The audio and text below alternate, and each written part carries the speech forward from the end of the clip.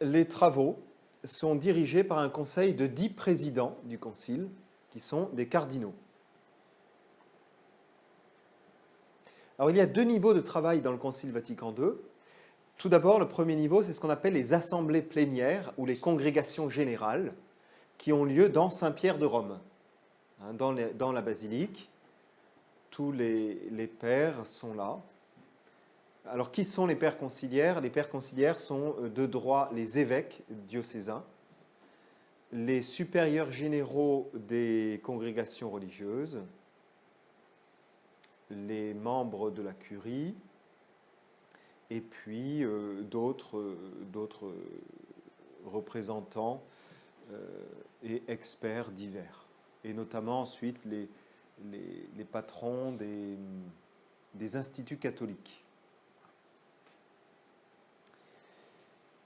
Le deuxième niveau du groupe de travail, après les assemblées plénières, ce sont les commissions, le travail en commission.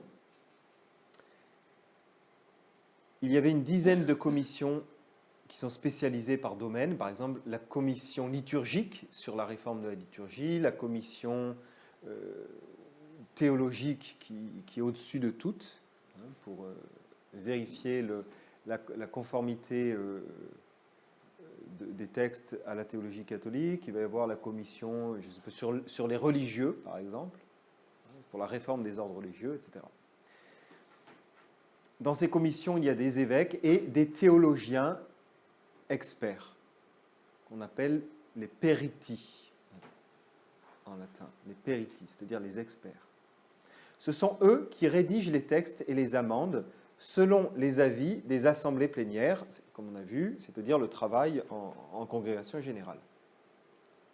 Et les commissions, eux, sont des petits groupes de travail. Il y avait 2 types de commissions. Une avant le concile, c'était ce qu'on appelait les commissions préparatoires, qui rédigeaient les schémas, c'est-à-dire les textes sur lesquels le concile va se pencher. Ces commissions préparatoires sont dirigées par la commission centrale préparatoire. Et ça a été tout le travail qu'on a vu la dernière fois, le travail des commissions avant le Concile Vatican II, qui vont rédiger des textes.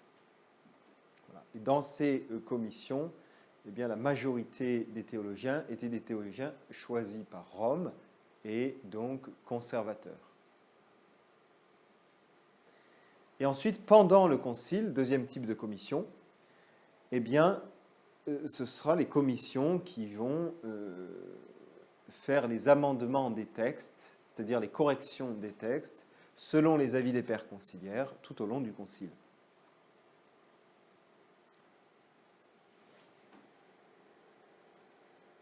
Alors, comment on en arrive à un texte du concile? Comment on arrive au texte final? Alors, il y avait 20 schémas qui sont... il va y avoir 20 textes du concile. Donc 20 schémas qui sont envoyés donc, aux pairs au fur et à mesure, donc déjà avant le concile, puis pendant le concile. Ils ont reçu quelques mois avant le concile, tous les futurs participants, des schémas à étudier. Et pendant le concile, donc pour chaque schéma, il y a 3 étapes. Premièrement, en assemblée plénière, il y a un débat sur la possibilité de discuter du schéma. Bon, ça va assez vite, normalement. Est-ce que vous êtes d'accord pour discuter sur ce schéma qui vient de vous être présenté, qui est devant vous sur votre bureau? Voilà. Et ensuite, on va faire l'examen du texte, chapitre par chapitre, en assemblée plénière. Donc il y a des interventions diverses dans l'assemblée, on lit le texte, on en débat, et les pairs notent les amendements possibles. Les amendements, c'est-à-dire les corrections. Alors, il va y avoir de nombreux évêques qui vont se lever en disant « Non, moi je pense qu'il faut corriger, ce paragraphe-là ne va pas, il a telle orientation, il n'est pas clair, il est ambigu, ou ceci, il manque tel élément, etc. » Donc ça va être des débats à n'en plus finir, bien sûr, sur ces amendements de texte. Ça, c'est en assemblée plénière. Ensuite, deuxième étape, en commission. Donc, on ferme l'assemblée plénière, chacun rentre chez soi, et c'est ensuite le travail des petites commissions, des petits groupes, Et là, en commission, on retouche le texte en fonction des amendements qui ont été demandés par les pairs conciliaires. Ça va? C'est simple. Et troisième étape, ensuite, à nouveau en assemblée plénière, nouveau débat sur les amendements qui ont été faits, sur le nouveau texte corrigé. Et alors des fois, ça va s'éterniser, parce qu'on va revenir plusieurs fois en assemblée plénière, puis à nouveau retour en commission, puis à nouveau assemblée plénière, puis retour en commission. Et vous allez voir que ça va un peu s'éterniser tout cela. Et à la fin de chaque chapitre, une fois qu'on a fait les corrections, on vote en assemblée plénière l'acceptation du chapitre. Et ensuite, une fois qu'on a vu tous les chapitres, on vote l'acceptation du schéma dans son ensemble. Et cela pour les 20 schémas du concile. Donc c'est un gros travail. Alors, comment se passent les votes, justement, de ces chapitres et de ces schémas? C'est important. Il y a 3 possibilités de voter. D'abord, on peut voter en signifiant un placet. Un placet en latin, qu'est-ce que ça signifie? Ça me plaît. Placet, ça me va. Ou alors, placet iuxta modum, c'est la deuxième possibilité. C'est-à-dire, ça me plaît à condition qu'on fasse, enfin, en émettant des réserves. Voilà, iuxta modum, à condition qu'on fasse des modifications. Et troisième possibilité, non placet. Je ne suis pas d'accord avec ce chapitre, je ne suis pas d'accord, il n'y a pas eu assez de corrections, ça ne va pas. Voilà, c'est évidemment ce vote placet iuxta modum qui va faire surtout changer les choses. Voilà. Pour l'approbation d'un chapitre ou d'un schéma, eh bien, il faut une majorité des 2/3 des présents qui est voté favorablement. Pas des 2/3 des pairs, hein, des 2/3 des présents au moment du vote. C'est comme à l'Assemblée nationale. Voilà. Voilà, vous avez une photo, vous voyez, avec une assemblée plénière du concile. Vous avez tous les pairs conciliaires qui sont là. Tout ça, l'Assemblée nationale, c'est Oui. Alors, si vous voulez, plus le concile va avancer, plus il va y avoir des places vides. Hein. c'est pas voté par parti, enfin, s'il y a des partis. Non, il n'y a pas de parti, évidemment. Par contre, vous allez voir, en fait, de fait, il va y avoir des partis, mais qui n'ont pas d'existence juridique.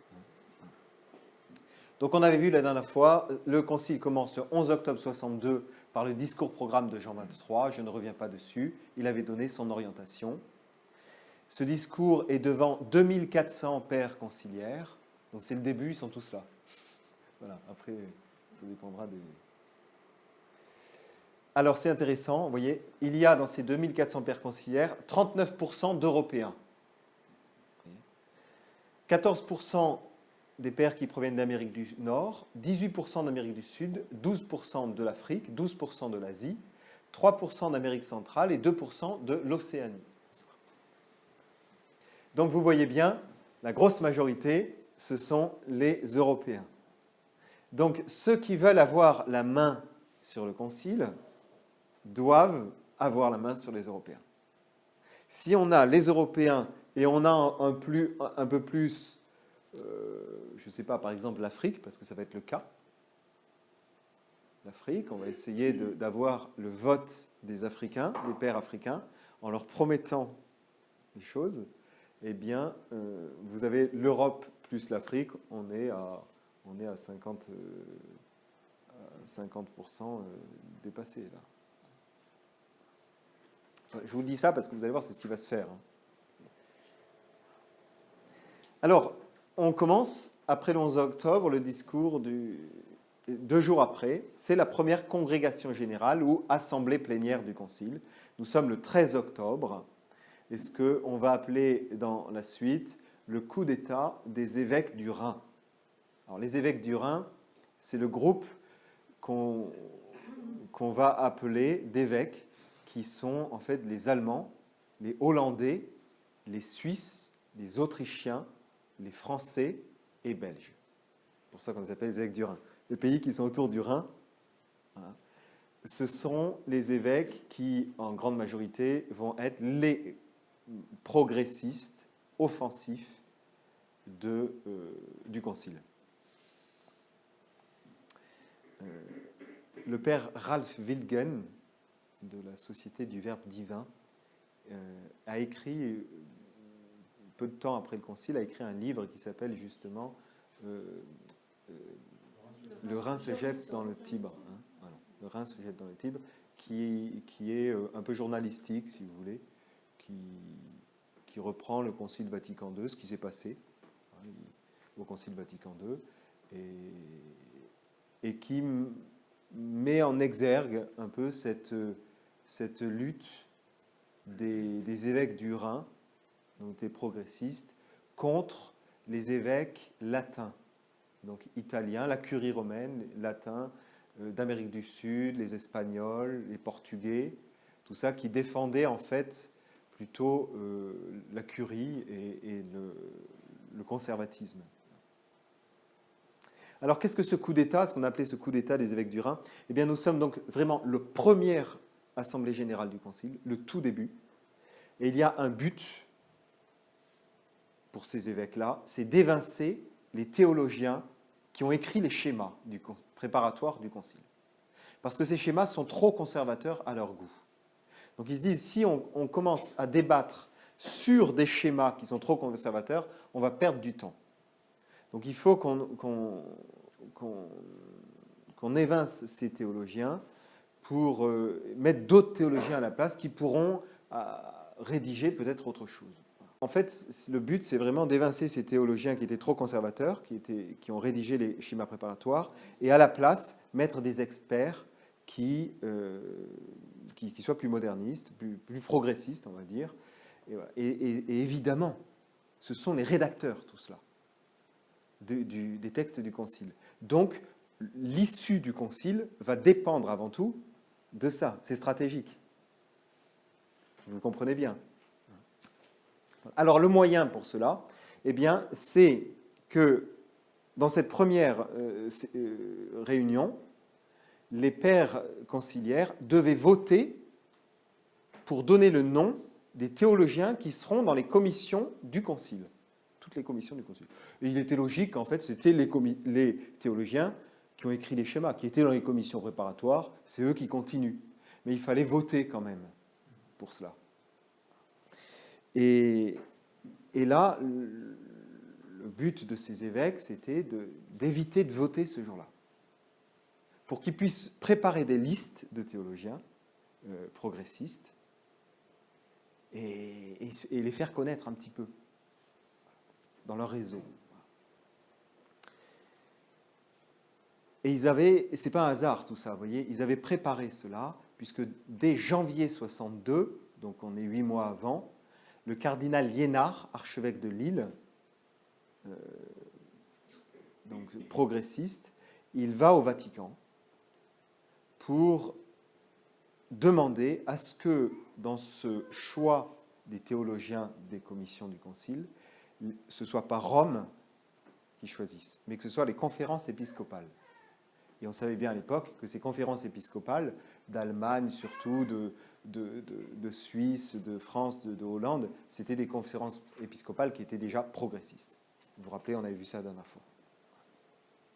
Donc Liénard va à Rome, demande à ce que les conférences épiscopales puissent participer au choix des théologiens. Il veut absolument mettre ces théologiens de la nouvelle théologie. Et il va réussir à avoir le soutien du cardinal Lefebvre, qui est archevêque de Bourges, qui était le cousin de Monseigneur Lefebvre. Mais lui, il n'est pas du tout dans la même pensée, si vous voulez. Et alors on arrive ce jour du 13 octobre, et toute cette préparation se met en œuvre. Donc, il y a la messe, première congrégation, il y a la messe, et ensuite on ouvre le débat. Donc, le président du concile, c'était le cardinal Tisserand, donc va ouvrir, et à ce moment-là, un autre cardinal qui faisait partie des 10 de la présidence lui coupe la parole, il intervient, et c'est le cardinal Liénard Et il prend le micro devant tout le monde, il dit « Attendez, on ne va pas pouvoir commencer quoi que ce soit parce qu'on veut nous faire voter pour des théologiens qu'on ne connaît même pas. C'est pas très correct. Donc on ne va pas voter pour des théologiens qu'on ne connaît pas, c'est pas normal. Et il faut remettre ça à plus tard. » Et immédiatement, le cardinal Frings se lève, applaudit, prend le micro et le soutient. Et puis, dans l'Assemblée, voilà, ça applaudit à plusieurs endroits, et puis petit à petit, d'un coup, ça applaudit dans Saint-Pierre de Rome. Tout le monde applaudit. Et alors là, le président du concile, le cardinal Tisserand, qui était de Mèche, qui savait cela, qui avait préparé ce coup, dit, écoutez, puisque tout le monde est d'accord, on va ajourner le vote du choix des théologiens. La séance est fermée. 20 minutes, montre en main, la première séance du Concile Vatican II. Ils ont réussi à casser la chose, à arrêter tout pour pouvoir mettre ensuite leur propre théologien derrière, enfin essayer de mettre leur propre théologien derrière. Voilà comment le Concile a commencé. Alors, les réactions, eh bien, on a été stupéfaits. L'ensemble du monde a été stupéfait. Même les médias ont été stupéfaits. Et à la sortie, alors ça c'est le père Ralph Ellingen qui raconte ça dans son livre « Le Rhin se jette dans le Tibre », à la sortie de cette session, un évêque hollandais qui sort de Saint-Pierre de Rome crie à un de ses prêtres amis qui était là et qui était stupéfait que tout s'arrête. Ça vient à peine de commencer. Vous voyez, les autres prêtres étaient encore sur le parvis. Et il lui crie c'est notre première victoire. Il y a un autre père qui témoigne que, je ne sais plus, un évêque étranger qui sort en bougonnant de cette première session en disant « Ah, les Français », parce que c'est le liénard, hein, Tisserand, ça sont des Français. Frings, non, bien sûr, mais... Et puis il dit comme ça, « Ah, les Français, le jour de gloire est arrivé !» Voilà. Donc il comprend que c'est une sorte de révolution qui est en train de se faire. Et les journaux, au titre, « La rébellion des évêques, l'aile novatrice impose une liste internationale », une liste de théologiens. Et les journaux comprennent tout de suite ce qui est en train de se passer. Paris Soir titre « Les évêques français en révolte au concile ». On est au premier jour. Ça donne le ton quand même. Et Jean Guiton, quelques années après, en 1970, dans le livre Paul VI secret, écrit ceci. C'est un témoignage du cardinal Tisserand, qui est président du concile. C'est intéressant. Je cite, « Le cardinal Tisserand me fit voir un tableau, donc il était chez lui, chez le cardinal, me fit voir un tableau fait à partir d'une photo représentant une réunion des cardinaux avant le concile. On y voit 6 ou 7 cardinaux autour du président, donc Tisserand, et celui-ci dit « Ce tableau est historique, ou plutôt symbolique. C'est la réunion que nous avions faite avant l'ouverture du concile, au cours de laquelle nous avions décidé de bloquer la première session en refusant les règles tyranniques établies par Jean XXIII. » C'est un témoignage du cardinal Tisserand lui-même, qui était président du concile. Voilà, c'est dire qu'il y a véritablement eu une sorte de coup d'État pour bloquer le concile tel qu'il allait se dérouler. Donc c'est ajourné, on était le 13, et on remet la session plénière au 16 octobre. On arrive au 16 octobre, 3 jours après, et il va y avoir une deuxième victoire de ce groupe des évêques progressistes, c'est l'élection des nouveaux experts. On vote donc les membres des commissions de théologiens. Et les théologiens qui sont présentés par les libéraux et les modernistes obtiennent 49% des voix dans les 10 commissions et 56% dans la commission sur la liturgie. Donc tout à coup, comme ça, vous vous rendez compte, du jour au lendemain, alors que l'écrasante majorité des théologiens étaient les théologiens qui avaient été choisis par Rome, par la commission centrale préparatoire et par la congrégation pour la doctrine de la foi, enfin on appelait ça le Saint-Office à l'époque, en faisant très attention au choix des théologiens, même si, vous vous rappelez, Jean XXIII avait fait rentrer quelques théologiens modernistes qui avaient été condamnés par son prédécesseur Pie XII, mais ils étaient quand même en minorité. Et là, tout à coup, on se retrouve avec 50% de théologiens qui sortent de ces écoles de théologie modernes. Et donc, rien que ces quelques premiers jours du Concile vous montrent dès le début, il n'y a pas besoin d'être savant ou prophète, se dire ça va avoir une influence sur l'orientation du Concile. C'est incontestable. Voilà. Le père Wulfgen note, après cette élection, il n'était pas difficile de voir quel était le groupe assez organisé pour prendre la direction des opérations. Et oui, ils se sont organisés depuis un moment déjà. Troisième victoire des modernistes, c'est le rejet des textes préparés par Rome. Ceci en plusieurs étapes. La première étape, 3 mois avant le concile, 17 évêques hollandais progressistes se réunissent pour examiner les schémas. Ça, chez eux, hein, là-bas. Le père Schillebeeckx, bon, bien connu, un théologien très moderne, est parmi eux, et il va leur faire un commentaire de ces schémas préparatoires du concile. Il va donner un texte très critique de ces documents. Et il y ajoute, donc je cite, « Il serait bon de demander à la présidence du concile qu'on traite en premier lieu les schémas 5, 6 et 7 et qu'on remette à plus tard les 4 premiers schémas. » Et ensuite, il dit, on pourrait se demander s'il ne vaudrait mieux pas réécrire complètement les 4 premiers schémas. Alors pourquoi dit-il ça? Tout simplement parce que les 4 premiers schémas, ce sont les schémas les plus importants pour l'aggiornamento de l'Église, pour ceux qui veulent réformer dans l'Église. Et donc, ils sont très importants, donc il faut les préparer. Et ils se disent, ces schémas-là, il faudra les remplacer totalement. Donc ça ne peut pas se faire comme ça, du jour au lendemain. On a besoin de temps. Donc il faut faire en sorte que ces 4 schémas, 1 à 4, soient discutés dans le concile plus tardivement, pour qu'on ait le temps de bien les préparer. Tandis que les schémas 5, 6, 7 sont moins importants, il faut les mettre en premier lieu. Voilà. Et le 7e schéma, c'est celui sur la liturgie, la réforme de la liturgie, et il avait été rédigé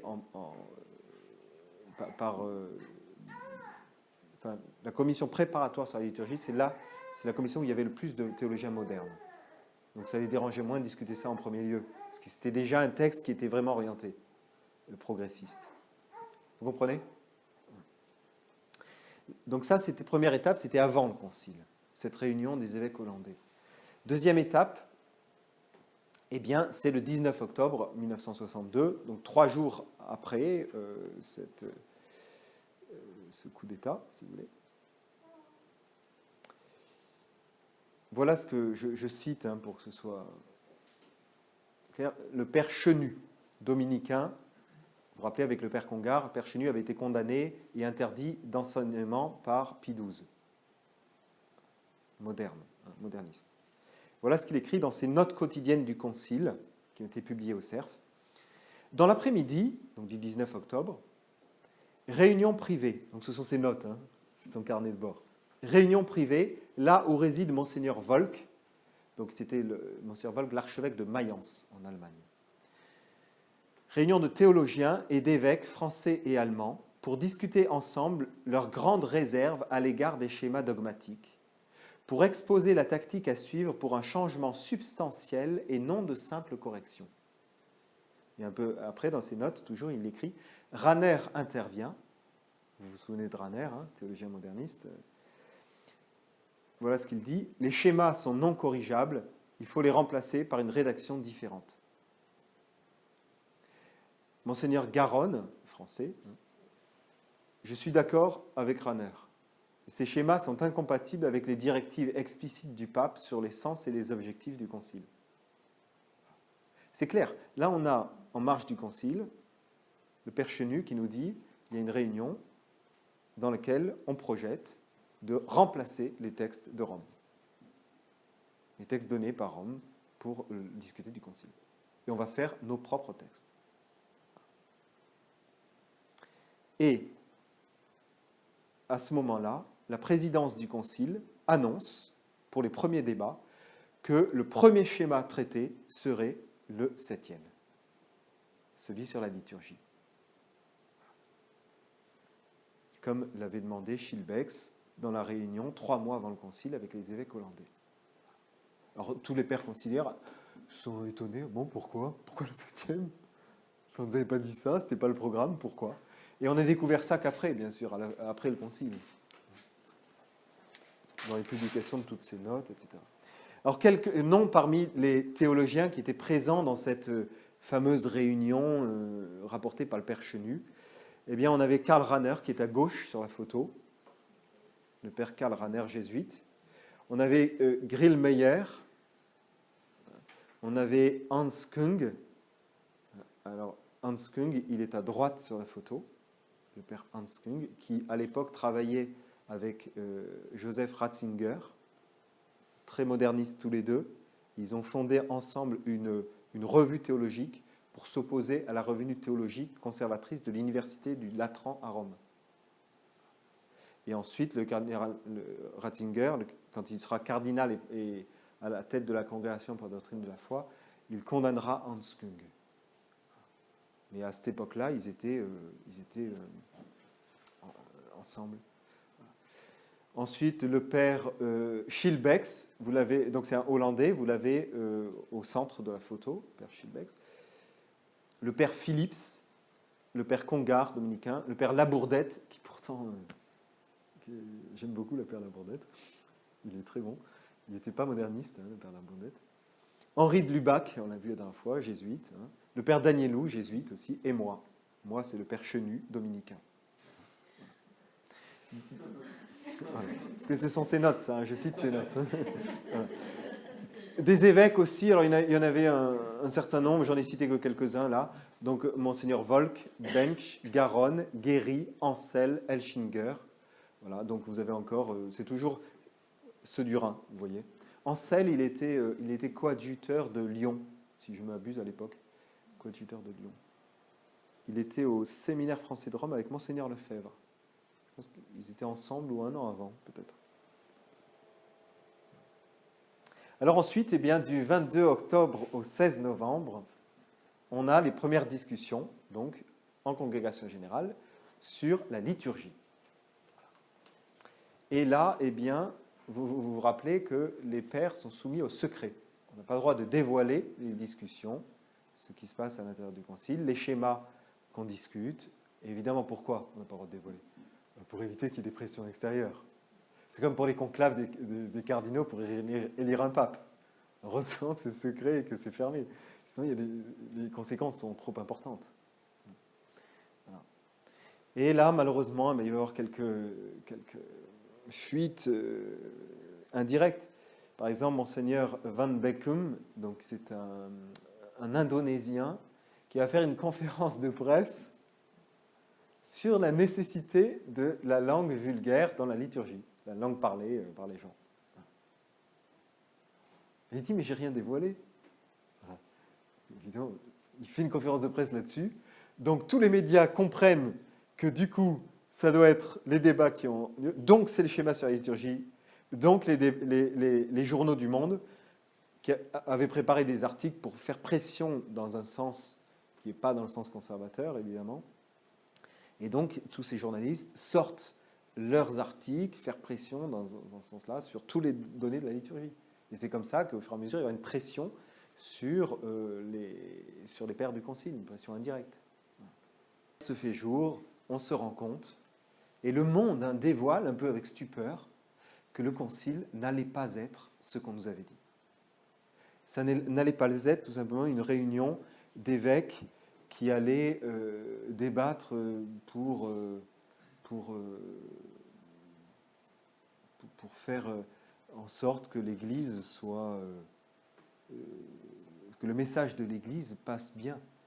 On se rend compte qu'en fait, il y a deux visions théologiques profondes qui s'affrontent terriblement et qui va mettre des divisions profonde dans le concile lui-même.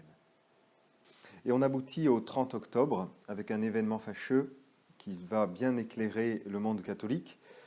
Ce jour-là, le cardinal Ottaviani, qui est le numéro 2 de l'Église, donc le préfet de la Congrégation pour la doctrine de la foi, enfin qu'on appelle le Saint-Office à l'époque, qui a comme fonction de contrôler l'ensemble de la prédication de l'Église pour juger si elle est bien conforme à la doctrine catholique. Et ce cardinal Ottaviani donc va au micro et fait une intervention contre les changements trop radicaux dans la Sainte Messe, dans la réforme liturgique. Et le cardinal Alfring, qui fait partie de la présidence du Concile, va lui couper le micro. Ça va faire un scandale. Le pauvre cardinal Ottaviani se met à faire du playback dans Saint-Pierre de Rome, c'est-à-dire qu'il parle, plus personne ne l'entend. Et il est ainsi profondément humilié, et il retourne à sa place. C'est, on peut dire symboliquement, l'humiliation de ceux qui essaient, pendant le concile, de contrôler la conformité à la foi. Peu à peu, au fur et à mesure des jours qui se passent, des violentes disputes, orales évidemment, se développent, et notamment sur le débat qui a lieu sur les sources de la révélation. Il y a un schéma sur les sources de la révélation. Évidemment, ce schéma est fondamental dans la notion même de la foi catholique, puisque c'est le point principal de division entre les catholiques et les protestants.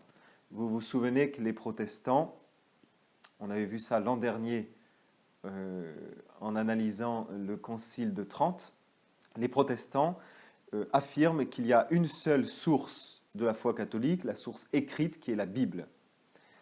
Les catholiques ont toujours tenu qu'il y a deux sources de la foi catholique.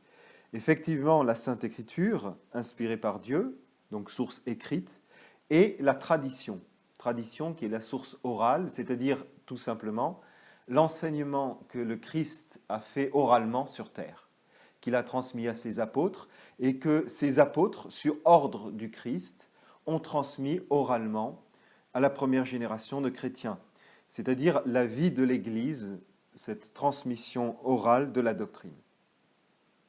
Le cardinal Béat va imposer son nouvel esprit de l'écuménisme. Il faut essayer, dit-il, de montrer que les chrétiens sont unis. Donc, essayons d'amoindrir les sources de division avec les protestants. Donc, accommodons notre façon de présenter les sources de la foi. Ayons un discours qui soit plus acceptable pour les protestants. Et ainsi, on se rend compte que dans tous les débats de ces semaines-là, sur les sources de la révélation, le débat va se décentrer en fonction de ce que pensent les non-catholiques.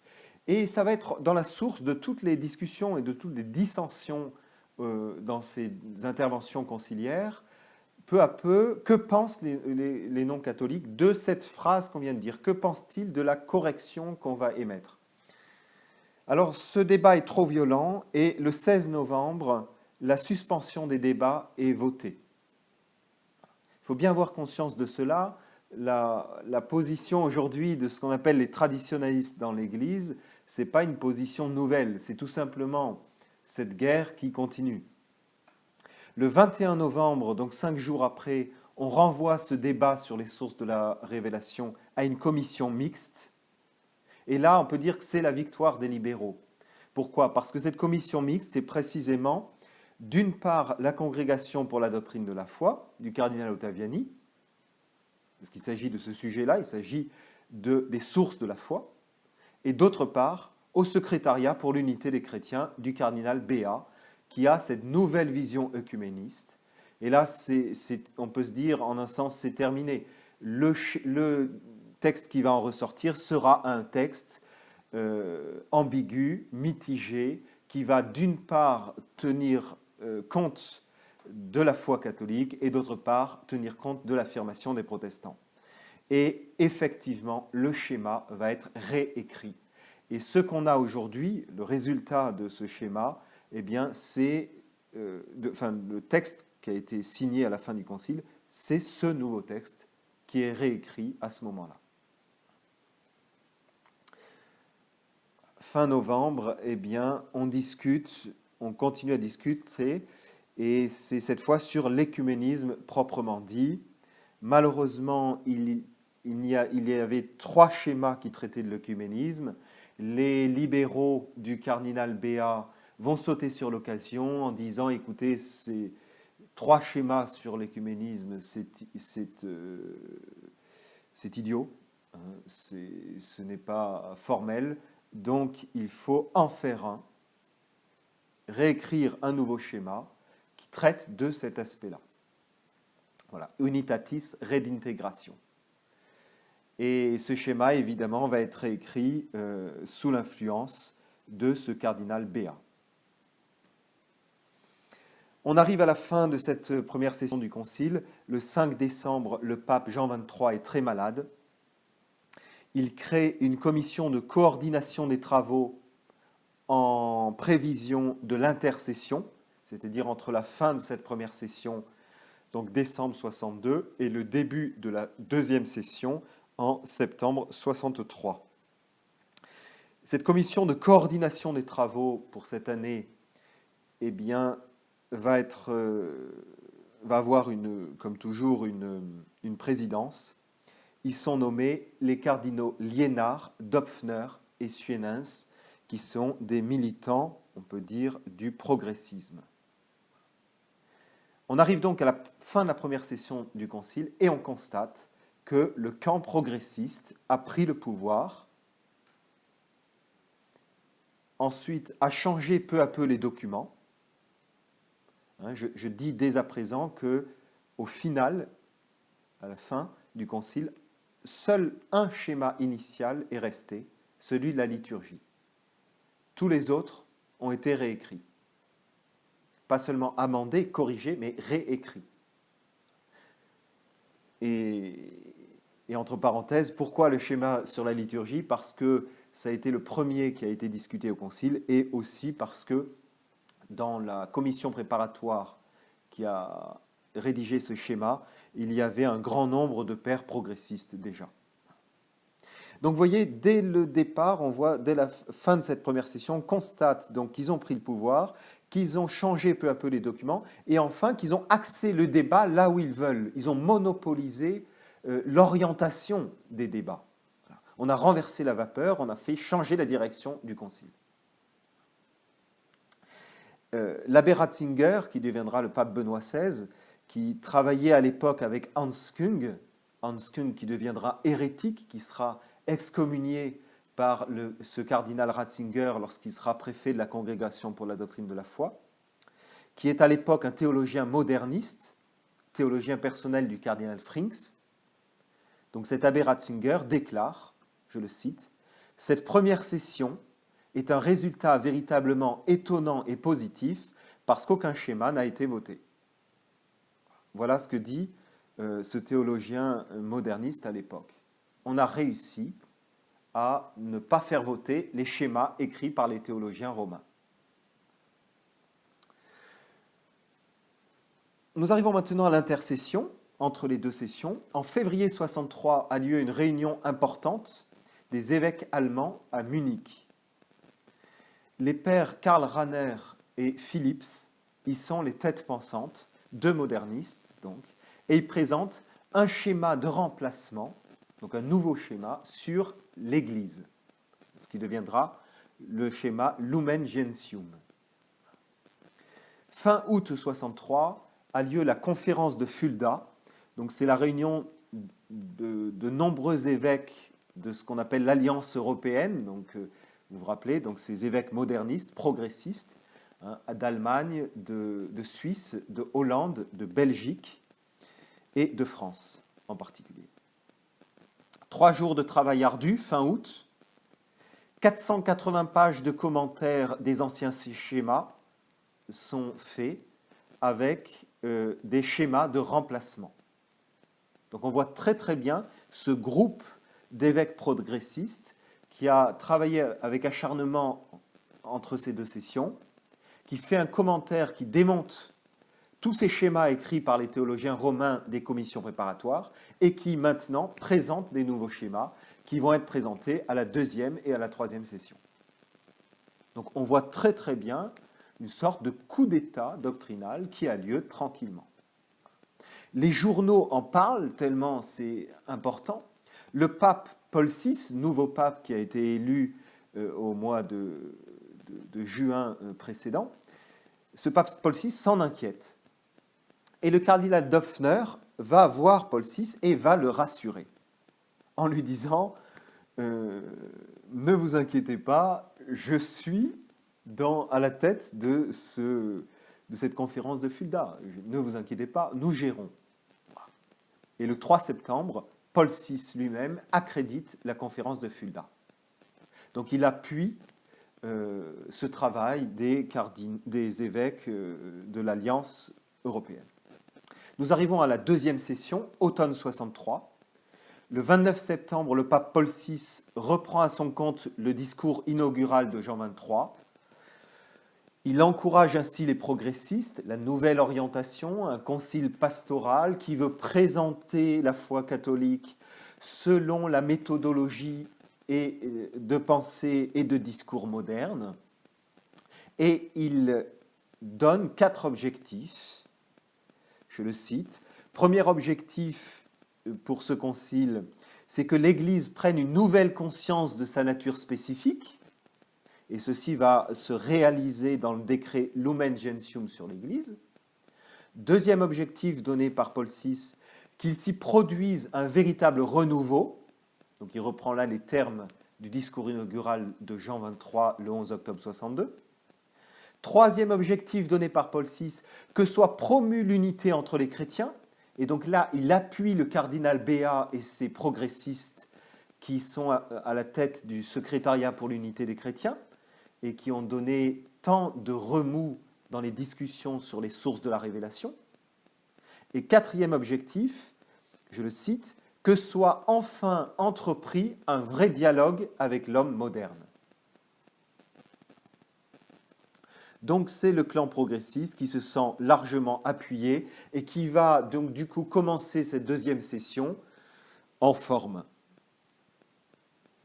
Et c'est ce qui se passe. Pendant cette session d'automne 63, eh bien, il y a une réorientation des schémas en fonction du protestantisme, de ce que pensent les protestants. Il faut bien passer avec les protestants. C'est une nouvelle vision de l'écuménisme. On ne cherchera plus à faire en sorte que les protestants comprennent et acceptent la position catholique, mais on va édulcorer la position catholique en faisant des textes ambigus pour se faire accepter par les protestants, ce qui va évidemment aboutir à une unité de façade. Alors, débat sur la collégialité, débat sur la Vierge Marie. Voilà. La Vierge Marie, on enlève le projet de schéma sur elle et on inclut simplement le schéma sur la Vierge Marie comme un paragraphe à la fin du schéma sur l'Église. Et ça, c'était une idée du père Karl Rahner lors de la conférence de Fulda. Il disait, faire un schéma sur la Vierge Marie, c'est déjà se mettre les protestants à dos. Ensuite, on discute du diaconat permanent, qui était une idée qui avait été émise par certains pères conciliaires, notamment les missionnaires, là où il y a peu de prêtres. Et cette idée avait été largement appuyée par le père Rahner à la réunion de Munich pendant l'intercession. Ensuite, le laïcat, c'est quelque chose cher aux protestants, évidemment, puisqu'ils nient le sacerdoce, la sacralité du sacerdoce, c'est-à-dire le fait que le prêtre, l'évêque, ce soit vraiment un sacrement, que ce soit des êtres mis à part par une ordination. Donc le laïcat est important pour les protestants et on va traiter du laïcat dans deux schémas en fait au départ. Ce sera un schéma sur le laïcat et un schéma sur le peuple de Dieu. Donc, c'est-à-dire, on va traiter du laïcat dans le schéma Lumen Gentium sur l'Église, et d'autre part, on va faire un schéma sur l'apostolat des laïcs, la mission des laïcs dans l'Église. Et cela, c'était véritablement une idée du cardinal Suenens, toujours à Fulda. Et on abandonne la théologie des membres de l'Église. C'est-à-dire que traditionnellement, lorsqu'on traitait de l'Église, on traitait de l'institution de l'Église par le Christ, donc l'Église hiérarchique, et on va ensuite décliner cette Église en voyant les différents membres de l'Église. Donc il va y avoir les membres, donc l'Église enseignante, les membres évêques et le pape, ensuite l'Église enseignée, donc, qui a reçu une mission de délégation de pouvoir, ce sont les prêtres, hein, ce sont des êtres ordonnés qui ont reçu le sacrement de l'ordre et qui ont reçu une partie des pouvoirs des évêques. Et puis ensuite, troisièmement, il y a le laïcat, c'est-à-dire les membres de l'Église qu'on appelle les fidèles catholiques. Eh bien, on abandonne cette théologie de membres de l'Église. Cette notion de membre de l'Église est abandonnée. Pourquoi ? Parce que, eh bien, ça met des frontières. Soit on est membre, soit on n'est pas membre. Et donc, c'était la vision traditionnelle. On disait un protestant n'est pas membre de l'Église catholique, point.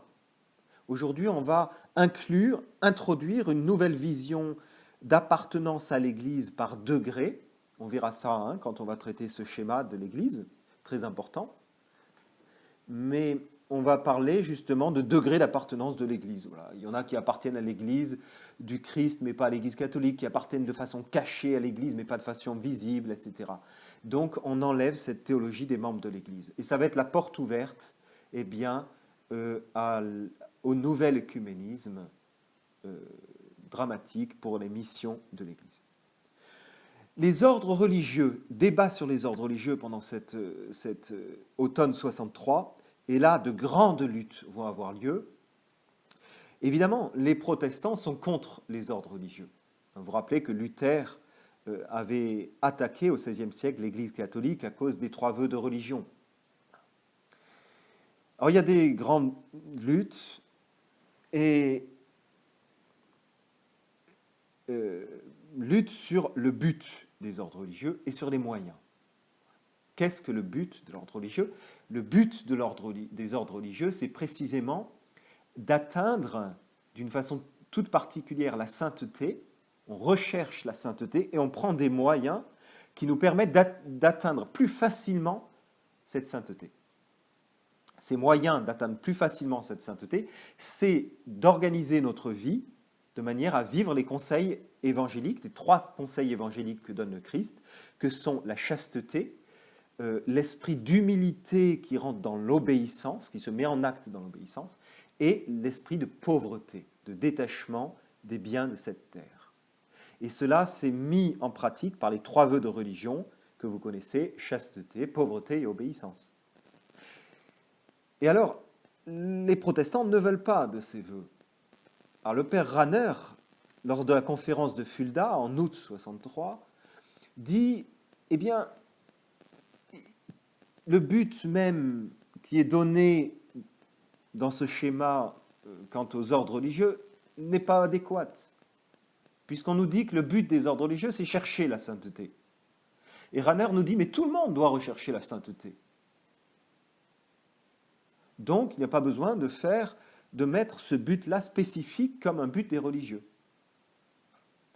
Et ainsi, eh bien, Rahner veut essayer de amoindrir l'importance des ordres religieux dans l'Église catholique, pour plaire aux protestants.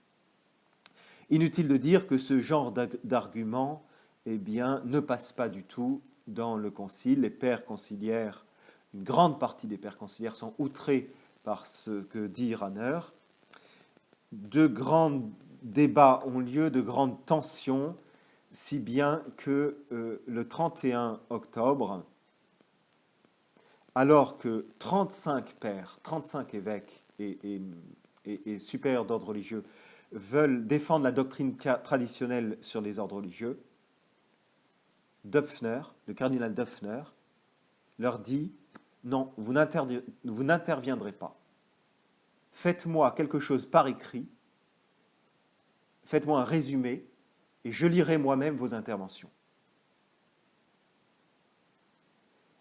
On essaie ainsi, peu à peu, de faire taire ces pairs. Et Döpfner va lire une intervention publiquement, ce fameux résumé de ces 35 pairs, qui n'est pas du tout ce que le 35 pairs avait écrit. Il va largement édulcorer ce qu'il voulait dire. Ces 35 pairs vont se plaindre au pape, et le pape va soutenir Döpfner. Il ne va pas intervenir. Et peu à peu, le moral baisse dans le concile. Tous ces pères conciliaires plutôt traditionnels se rendent compte que le pape a choisi son camp, il soutient les progressistes. On arrive ainsi au 30 octobre au vote des 5 points. Le concile n'avance pas. Il y a un nouveau point qui est très débattu, c'est la collégialité, le mode de gouvernement dans l'Église. On bloque.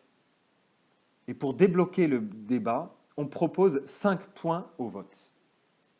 C'est-à-dire qu'on dit au père, bon, on arrête de discuter maintenant, on va essayer de faire avancer les choses, on vous propose 5 points, votez sur 5 points, et ça va pour moi permettre de verrouiller certains débats. Voilà. Dans ces 5 points, je vous cite une des 5 questions. Voilà ce qui est dit. Est-ce que cette doctrine disant que l'ensemble des évêques a autant de pouvoir que le pape est de droit divin? Alors vous voyez là, dans cette question, eh bien, une manigance pour détourner le débat de fond. Je m'explique. Dans cette question, il y a 2 choses. On vous dit d'abord, est-ce que la doctrine qui dit que l'ensemble des évêques a autant de pouvoir que le pape est de droit divin? Donc on vous affirme, d'une part, que le fait de dire que l'ensemble des évêques a autant de pouvoir que le pape, c'est une vérité. On vous dit, c'est une vérité. Et deuxièmement, cette vérité est-elle de droit divin? C'est-à-dire, vient-elle de Dieu? Est-elle d'institution divine? Est-ce que c'est le Christ lui-même qui a fondé l'Église comme ça, ou est-ce que c'est une organisation postérieure de l'Église? C'est-à-dire qu'on appelle de droit ecclésiastique. Et en axant cette question en ce sens, on sous-entend que la doctrine qui dit que l'ensemble des évêques a autant de pouvoir que le pape est vraie. Or, cette doctrine est nouvelle dans l'Église. La théologie traditionnelle s'est toujours opposée à cette affirmation. Dire que l'ensemble des évêques a autant de pouvoir que le pape n'est pas traditionnel. On pourrait dire c'est faux. Beaucoup de théologiens disaient c'est faux. Donc ce n'est pas le fait que ce soit de droit divin ou de droit ecclésiastique, c'est faux. Et alors beaucoup de pères conciliaires se rendent compte que c'est un piège. On vous dit, est-ce qu'une doctrine qui était considérée comme fausse avant est-elle de droit divin? On désaxe le débat. Parce que le vrai débat, c'est de dire, est-elle vraie ou fausse, cette doctrine? Et malheureusement, cette réponse va être oui en majorité. Pourquoi? Parce qu'il faut bien se mettre dans le contexte. On essaie de débloquer. Le débat est complètement bloqué, le concile n'arrive pas à avancer. Eh bien, malheureusement, ceux qui sont entre deux, qui doutent, qui ne savent pas trop, qui se disent, bon, c'est une question seulement de théologie, pas de foi, on peut faire peut-être évoluer la chose, eh bien, ils vont voter oui pour faire avancer le débat, tout simplement. En se disant qu'au final, si ça ne va pas, le pape interviendra. Voilà. Et ce 30 octobre, ce vote des 5 points va être catastrophique, puisqu'il va verrouiller, en fait, cette doctrine de la collégialité. Et comme ça a été voté oui, eh ben on ne va pas oser s'opposer à cette nouvelle doctrine de la collégialité. Et le père Congar, je le cite dans son journal du Concile, dit « Je ne me doutais pas que le 30 octobre avait marqué un tel tournant. Et oui, on va changer de doctrine sur le gouvernement de l'Église. À l'époque, dans le journal Le Monde, Henri Fesquet écrit à propos de ce vote sur la collégialité du 30 octobre, je le cite, « Vatican II a inauguré aujourd'hui une page toute neuve de l'histoire de l'Église. Les intégristes sont en retard d'un concile. Sans doute va-t-il se passer dans l'Église ce qui se passe toujours dans les grandes occasions. La minorité, confondue, va faire preuve d'une réelle abnégation et se soumettre. » La minorité, c'est évidemment les traditionalistes. Et on arrive vers la fin de cette session. Le 21 novembre, le pape Paul VI décide de faire passer le nombre des commissions de 25 à 30 pour accélérer le travail. Il y a 30 théologiens dans chaque commission. Donc il va falloir nommer de nouveaux théologiens. Alors à votre avis, vu l'état actuel des choses, vu ceux qui ont pris, on peut dire, la main sur le concile, quel groupe d'évêques est suffisamment puissant pour faire une liste de théologiens internationaux qui puissent plaire à tous les évêques des 5 continents? Une liste de théologiens imbattables, eh bien, c'est évidemment le groupe d'évêques le plus puissant, l'Alliance européenne de ces évêques progressistes, d'Allemagne, de France, de Belgique, de Hollande, etc. Voilà. Et une semaine après a lieu le vote, le 28 novembre, l'écrasante majorité des nouveaux théologiens élus pour les nouvelles commissions sont de cette mouvance progressiste. Et là, les pères du concile qui sont conservateurs se disent « le concile est désormais verrouillé ». Nous sommes le 28 novembre 63, fin de la deuxième session. Le concile est verrouillé. Les progressistes ont la présidence du concile, ont la commission de coordination entre les sessions et la majorité des théologiens dans les commissions du concile.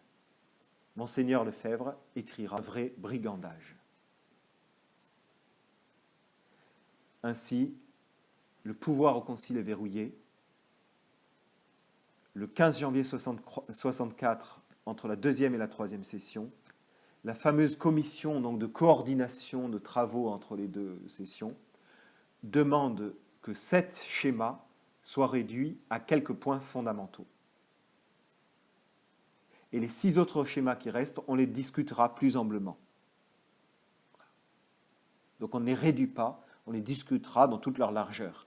Et ces 6 schémas qui ne sont pas réduits, eh bien ce sont les schémas précisément qui sont importants aux yeux des progressistes pour l'aggiornamento de l'Église, pour le renouvellement de l'Église, pour plaire à ces modernistes. Et les 7 schémas qui vont réduire, qui vont résumer, ce sont ceux qui ne sont pas intéressants pour l'aggiornamento de l'Église. Alors c'est un nouveau scandale, évidemment, parce que ça réduit à rien 3 ans de travail, et on se rend bien compte que ce qui ne concerne pas l'écuménisme et le progressisme, eh bien, c'est mis sous le boisseau. Toujours pendant cette intercession, le 20 avril 64, au printemps, sont nommés les experts qui vont réviser le schéma sur la révélation, sur les sources de la révélation, ce fameux point de divergence fondamentale entre protestantisme et catholicisme. Et qui on voit comme experts? Eh bien, le père Charus, Butler, Grillermeyer, Rahner, Congar, Semmelroth, des théologiens modernistes. Enfin, pour finir de verrouiller, le 2 juillet, le pape Paul VI décide que toute requête qui ne réunit pas 65 signatures est non avenue. Donc il faut 65 pères conciliaires qui signent une requête pour que cette requête soit prise en compte. Et entre autres, il dit que pour intervenir au micro, il faut prévenir 5 jours avant et donner un résumé. Tout cela, c'est bien expliqué par donc le Rhin se jette dans le Tibre. Voilà, on arrive ainsi à un concile qui est totalement verrouillé entre la deuxième et la troisième session.